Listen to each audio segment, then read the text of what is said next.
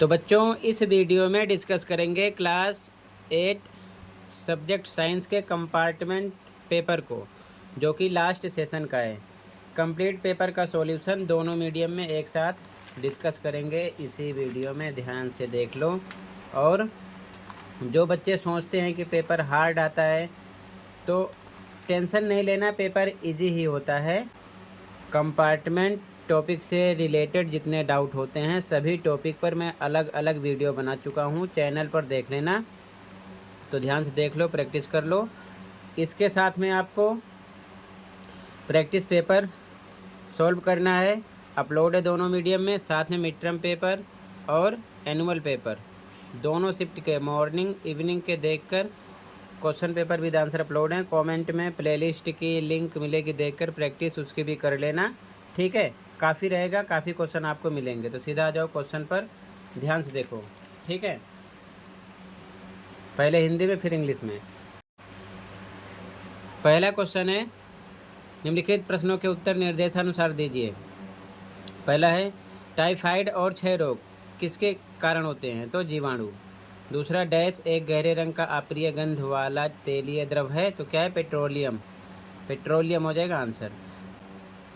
अगला question, tadpole का वयस्क मेंढक में परिवर्तन क्या कहलाता है? कायांतरण। अगला, ध्वनि डैश में संचरित नहीं हो सकती, तो निर्वात में। अगला, कोक का इस्तेमाल स्टील को बनाने में होता है, सही है गलत है? तो सत्य है, ठीक है, सही है। अगला, मानव कर्ण 20 हर्ट्ज से 20,000 हर्ट्ज तक की आवृत्ति की ध्वनियों को सुन सकता है, बिल्कुल सही बात है। अगला, खरीफ फसल के दो उदाहरण धान और मक्का हैं, तो बिल्कुल सही बात है। बाकी आप रबी फसल भी पढ़ लेना, ठीक है। अगला, मिट्टी की संरचना को सुधारने में खाद सहायक होते हैं, बिल्कुल सही बात है। अगला क्वेश्चन, एक विद्यार्थी नीचे दिए गए चित्र के अनुसार एक परिपथ तैयार करता है, किंतु उस परिपथ में लगा बल्ब नहीं जलता। परिपथ को देखकर बल्ब न जलने का कारण बताइए। तो सीधा सा हिसाब है, क्योंकि सेल ठीक से जुड़ा नहीं है, ठीक है, ये हो गया। दृष्टिबाधित के लिए था, विद्युत धारा के किस प्रभाव के द्वारा विद्युत बल्ब दीप्त होता है? तो विद्युत धारा का तापीय प्रभाव, ये आंसर हो जाएगा, ठीक है इसका। यहाँ तक क्लियर है। इंग्लिश में देखो ध्यान से। अब इसके बाद में अब इंग्लिश मीडियम में देख लो आंसर। फर्स्ट में था बैक्टीरिया, सेकंड में पेट्रोलियम, ठीक है। थर्ड का आंसर हो गया, फोर्थ का आंसर, फिफ्थ में ट्रू, सिक्स में ट्रू, सेवन में ट्रू, एट में ट्रू, ठीक है। नाइन में cells are not properly connected, ये आंसर लिखना था। और विजुअली इम्पेयर्ड स्टूडेंट के लिए था heating effect of electric current, ये लिखना था, ठीक है। यहाँ तक क्लियर है। आगे देखो, कहीं पर कोई डाउट होगा बताना, ठीक है। ध्यान से देखते चलो। अगला क्वेश्चन है, ध्यान से देखो। क्वेश्चन नंबर 10 है, प्रकाश का परावर्तन किसे कहते हैं? आंसर है, किसी भी सतह से प्रकाश का टकराकर वापस लौटना परावर्तन कहलाता है, ठीक है ना। आंसर हो गया क्लियर। अगला, दो अंडप्रजक जंतुओं के नाम लिखिए जो अंडे देते हैं। मुर्गी, गौरैया, मछली, कुछ और भी आप लिख सकते हो। अगला क्वेश्चन, दाब को परिभाषित कीजिए, यानी कि दाब किसे कहते हैं? तो किसी सतह के प्रति इकाई क्षेत्रफल पर लगने वाला बल दाब कहलाता है, ये इसका आंसर हो जाएगा, ठीक है। खंड खा क्वेश्चन सेकंड, सूर्य, जल एवं वायु को ऊर्जा के अक्षय प्राकृतिक संसाधन क्यों कहते हैं? तो आंसर है, ये संसाधन प्रकृति में असीमित मात्रा में उपलब्ध होते हैं, ठीक है, और मानवीय गतिविधियों से समाप्त नहीं होते, इसीलिए इन्हें अक्षय संसाधन कहते हैं। अगला क्वेश्चन है, ध्वनि की कौन सी दो विशेषताएं ध्वनि की प्रबलता और तारत्व को निर्धारित करती हैं? तो पहला है, ध्वनि की तीव्रता ध्वनि की आयाम से निर्धारित होती है। दूसरा, ध्वनि की पिच ध्वनि की आवृत्ति से निर्धारित होती है।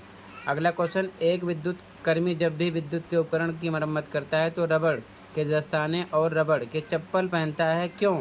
तो इसका आंसर है, बिजली से बचने के लिए, क्योंकि ये चीज़ें विद्युत की कुचालक होती हैं, इनसे करंट का खतरा नहीं रहता है, ठीक है ना। अगला क्वेश्चन, बाह्य निषेचन और आंतरिक निषेचन में अंतर बताइए। तो बाह्य निषेचन, इसमें निषेचन जीव के शरीर के बाहर होता है, जैसे मेंढक, मछली। आंतरिक निषेचन, निषेचन मादा के शरीर के भीतर होता है, जैसे गाय, भैंस, मानव, ठीक है, इसका आंसर हो गया। अगला क्वेश्चन, अमीबा में द्विखंडन को चित्र के द्वारा दर्शाइए, ये इसका आंसर हो जाएगा, ठीक है। अमीबा में द्विखंडन इस प्रकार बनाना था, ठीक है, ये इसका चित्र हो जाएगा। क्लियर है, ठीक है। अमीबा में द्विखंडन इस प्रकार बनाना था, आप बुक से भी बना सकते हो, ये चीज़ ध्यान में रखना, ठीक है। अगला ध्यान से देखो, अमीबा में द्विखंडन विधि को स्पष्ट कीजिए। दृष्टिबाधित बच्चों के लिए था। देखो ध्यान से, तो इसका आंसर देख लो बच्चों, अमीबा में द्विखंडन की प्रक्रिया, इस प्रकार से आपको लिखना है, ठीक है ना। ये 6 पॉइंट हो जाएंगे। क्लियर है, ये इसका आंसर हो जाएगा। ठीक है, आगे देखो ध्यान से। अगला क्वेश्चन, मानव मादा जनन तंत्र का नामांकित चित्र बनाइए। ठीक है, इसे आप बुक से भी बना सकते हो, ध्यान रखना। ठीक है, चित्र जरूर आएगा, चित्र की प्रैक्टिस कर लेना। ठीक है, मादा जनन तंत्र का, तो ये मानव में मादा जननांग का चित्र है, गर्भाशय, अंडाशय, अंडवाहिनी, ये बनाना था। ठीक है ना, इसे बना लेना। बाकी आप मानव में नर जननांग की भी प्रैक्टिस कर लेना, शुक्राणु की भी कर लेना, क्योंकि ये भी आपसे क्वेश्चन कर सकते हैं, ध्यान रखना बुक से अच्छे से। ठीक है, अगला, दृष्टिबाधित के लिए मानव मादा जनन तंत्र की संरचना को समझाइए। ठीक है, तो मादा जनन तंत्र की संरचना को समझाना है। ठीक है, तो देखो ध्यान से, इसके बारे में पढ़ लेना। मानव मादा जनन अंग जो संरचना है, यहाँ से ये सारी चीज़ें ऐसे आपको लिखना था। ठीक है, अच्छे से ये सब कुछ समझ गए। क्लियर है, ये इसका हो जाएगा आंसर। इंग्लिश में भी देख लो सेम, आंसर 10, 11, 12। ठीक है, क्वेश्चन 2, आंसर 2 ध्यान से देख लेना। ठीक है, क्वेश्चन 3, आंसर 3 के 2 point, question 4, answer 4, question 5 difference लिखना था, तो 2 डिफरेंस हो गए। ठीक है ना, 5 के। बुक से डायग्राम बनाना समझा दिया है, बुक से डायग्राम बनाना। ठीक है,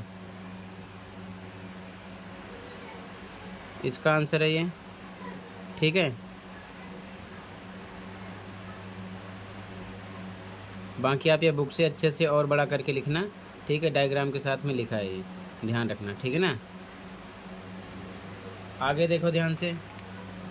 अगला क्वेश्चन, क्वेश्चन 7, किसी वस्तु पर बल लगाने पर होने वाले कोई 2 परिवर्तन लिखिए। तो आकार बदलेगा, गति में बदलाव होगा। ठीक है, अथवा वाला, संपर्क में रखी हुई किन्हीं 2 वस्तुओं के बीच किस प्रकार का बल लगता है, इस बल के द्वारा वस्तु की स्थिति में क्या क्या परिवर्तन हो सकते हैं। तो संपर्क बल, ठीक है ना, बीच में किस प्रकार का बल लगता है, तो संपर्क बल लगता है, इसका आंसर हो गया। और इस बल के द्वारा आकार और गति में परिवर्तन होगा। ठीक है, ध्यान रखना। अगला, पेट्रोलियम के किन्हीं 3 घटकों के नाम, उनके उपयोग। तो एलपीजी घर और फैक्ट्री में उपयोग होता है, केरोसिन स्टोव में, लैंप में, और पैराफिन वैक्स ये मलहम में, मोमबत्ती में यूज होता है। ठीक है, ध्यान से देखना। अगला, श्रव्य तथा अश्रव्य ध्वनियाँ किन्हें कहते हैं, इनकी आवृत्ति भी बताइए। तो जिन्हें हम सुन सकते हैं वो श्रव्य ध्वनि है, और जिन्हें हम नहीं सुन सकते अश्रव्य ध्वनि है। ठीक है, इसकी आवृत्ति होती है श्रव्य ध्वनि की 20 हर्ट्ज से 20 किलो हर्ट्ज तक, और अश्रव्य की आवृत्ति होती है 20 हर्ट्ज से कम, 20 किलो हर्ट्ज से ज़्यादा। ठीक है, ये चीज़ ध्यान में रखना। अथवा वाला, शोर कोई मानसिक व्याधियों की कारक है, क्या शोर को नियंत्रित किया जा सकता है, कोई 3 उपाय बताइए। तो शोर कई मानसिक व्याधियों का कारक है, इसका आंसर है हाँ। क्या शोर को नियंत्रित किया जा सकता है, तो इसका आंसर है शोर को नियंत्रित किया जा सकता है। कोई 3 उपाय, तो यहाँ पर उपाय लिखा है, पेड़ लगाओ, हॉर्न का कम उपयोग करो, तीसरा वाहनों में ध्वनि रोधक उपकरण लगा दो। ठीक है, ये इसका आंसर हो जाएगा। अगला, मानव नेत्र का चित्र बनाना है और इनके किन्हीं 4 भागों को नामांकित करना है। ठीक है, ध्यान से देखो इसका सॉल्यूशन। आपसे ध्यान रखना, कान के बारे में, कान का भी चित्र पूछ सकते हैं, इसकी प्रैक्टिस कर लेनी। ये मानव नेत्र का चित्र 4 भाग हो जाएंगे, 1 2 3 4, लेंस, कॉर्निया, रेटिना, प्रकाशिक तंत्रिका, ये सब आप पढ़ लेना। ठीक है, इसका आंसर हो जाएगा। और उसके बाद में अथवा वाला क्वेश्चन है, दृष्टिबाधित के लिए मानव नेत्र की संरचना का वर्णन कीजिए। तो वर्णन के लिए आपको इसके बारे में लिखना है। ठीक है, तो यहाँ से आप हमारे नेत्र की संरचना क्या है, यहाँ से आपको ये पूरा ऐसे ही कहाँ तक लिखना है, यहाँ तक, छोटा भी कर सकते हो आप। ठीक है ना, तो इसी में से आपको पढ़कर लिखना है, चीज़ ध्यान रखना। क्लियर है, आगे देखो। अगला क्वेश्चन, असंपर्क बल किसे कहते हैं, किन्हीं 2 असंपर्क बल को उदाहरण सहित लिखिए। तो वे बल जो किसी वस्तु पर बिना संपर्क में आए लगाया जाता है असंपर्क बल कहलाता है। ठीक है, और पहला चुंबकीय बल, दूसरा गुरुत्वाकर्षण बल। ठीक है ना, उदाहरण बुक से देख लेना, लिखा नहीं है मैंने। क्वेश्चन ए है, कंधे पर लटकाने वाले थैलों में बारीक पट्टी के बजाय चौड़ी पट्टी क्यों लगाई जाती है? तो आंसर है ताकि कंधों पर संपर्क क्षेत्र बढ़ जाए और दबाव कम हो जाए। अगला क्वेश्चन भी है, घर्षण बल की दिशा क्या होती है? तो हमेशा गति की दिशा के विपरीत होती है। ठीक है, ये इसका आंसर हो जाएगा। क्लियर है? आगे इंग्लिश में भी क्वेश्चन नंबर 7 का आंसर है, ध्यान से देख लो। Change in shape, size, motion और वाले का आंसर है ये। ठीक है, क्वेश्चन नंबर 8 का आंसर है first point, second, third use इनके साथ में लिखे गए हैं। ठीक है, क्वेश्चन नंबर 9 का आंसर है ये। ठीक है, अगला और वाला क्वेश्चन, ये इसका आंसर है यहाँ तक। ठीक है, ये डायग्राम बुक से देखकर आप बनाना, इसके बारे में बुक से देखकर स्ट्रक्चर डिस्क्राइब करना। ठीक है, ध्यान रखना। ये क्वेश्चन है, इसका आंसर है। और वाला क्वेश्चन में ए का आंसर, बी का आंसर है। ठीक है, अच्छे से ध्यान से केयरफुल्ली पढ़ लो और अच्छे से मेहनत से याद कर लेना। ठीक है, ध्यान रखना। ठीक है, आगे देखो ध्यान से। इसके बाद में क्वेश्चन नंबर 12 मैचिंग करना है। ठीक है, मादा एनाफिलीज तो मलेरिया परजीवी वाहक, दूसरा है मादा एडीज तो डेंगू विषाणु वाहक, यीस्ट थर्ड है तो इसका ब्रेड, लैक्टोबैसिलस फोर्थ है तो इसका हो जाएगा दही का जमना, राइजोबियम फिफ्थ है, इसका हो जाएगा नाइट्रोजन स्थिरीकरण, विषाणु इसका हो जाएगा आपका एड्स। ठीक है, तो मैचिंग नहीं किया, डायरेक्ट मैंने इधर लिखा, ध्यान से देख लेना। आगे ये पैराग्राफ 13 का पढ़ लेना। पहला क्वेश्चन, अच्छी उपज के लिए बुआई से पहले मिट्टी को भुरभुरा करने के लिए उपयोग किए जाने वाले औजार हैं कुदाली, ये भी है, हल ये भी है, कल्टीवेटर ये भी है, तो लगाएंगे उपरोक्त सभी। अगला, बुआई का कार्य करने के लिए उपयोग किया जाने वाला औजार है तो सीड ड्रिल।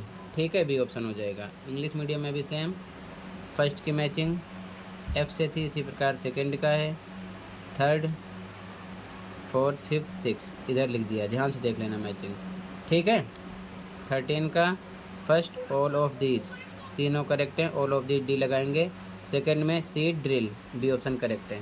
ठीक है, आगे देखो ध्यान से। इसके बाद में अगला क्वेश्चन, क्वेश्चन नंबर 3 है इसका, खेत की जुताई के लिए प्रयोग किए जाने वाले औजार, हल। ठीक है, जुताई के लिए हल यूज होता है, ध्यान रखना। अथवा वाला, सिंचाई की आधुनिक विधि का नाम ड्रिप तंत्र आधुनिक विधि का नाम है। ठीक है, क्वेश्चन नंबर 14 पैसेज आप पढ़ लेना। पहले क्वेश्चन पे आ जाओ, विद्युत धारा का बंद मार्ग कहलाता है तो परिपथ। अगला, जब परिपथ पूर्ण होगा तो बल्ब दीप्त होगा यानी जलेगा। अगला, स्विच एक युक्ति है जो विद्युत परिपथ को पूर्ण करती है जब वह डैश स्थिति में होता है तो ऑन होगा तब। ठीक है, इंग्लिश मीडियम में भी सेम, बी ऑप्शन, और वाले में ए ऑप्शन है। ठीक है, 14 क्वेश्चन का पैराग्राफ पढ़ लेना। फर्स्ट में ए है सर्किट, सेकंड में ए ग्लो, थर्ड में ए ऑन। ठीक है, क्लियर है? ध्यान से पढ़ लो, तैयार कर लो, ये चीज़ ध्यान में रखना। आगे देखो, अथवा वाला क्वेश्चन, एक विद्युत परिपथ में विद्युत धारा का स्रोत होता है बैटरी। ठीक है ना, बैटरी हो जाएगा ए ऑप्शन। 15 क्वेश्चन पढ़ लेना। पहला, प्रकाश एक प्रकार की डैश है तो ऊर्जा है।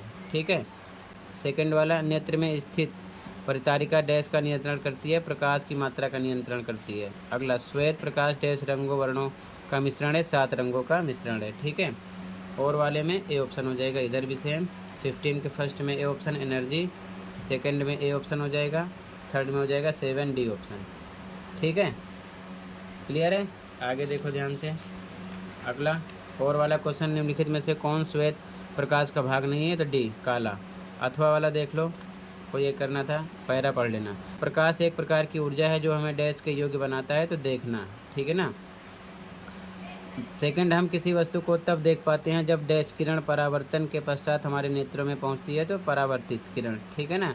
अगला, वे वस्तुएं जो प्रकाश उत्सर्जित करती हैं वह डैश कहलाती हैं, दीप्त वस्तुएं कहलाती हैं। अथवा वाला, आपतन कोण होता है तो परावर्तन कोण के बराबर होता है। ठीक है, ये चीज़ ध्यान में रखना, ए ऑप्शन हो जाएगा। इधर भी देख लो, डी ऑप्शन है। ठीक है ना, इसमें ए ऑप्शन है फर्स्ट में, सेकंड में सी, यहाँ पर ए है, और वाले में ए ऑप्शन है। तो टोटल ये कंप्लीट हो गया है। ठीक है, एक बार फिर से देख लो कंप्लीट पेपर ध्यान से। ठीक है, ताकि किसी प्रकार की दिक्कत ना हो, अच्छे से आप तैयार कर सको, ध्यान से देखते चलो।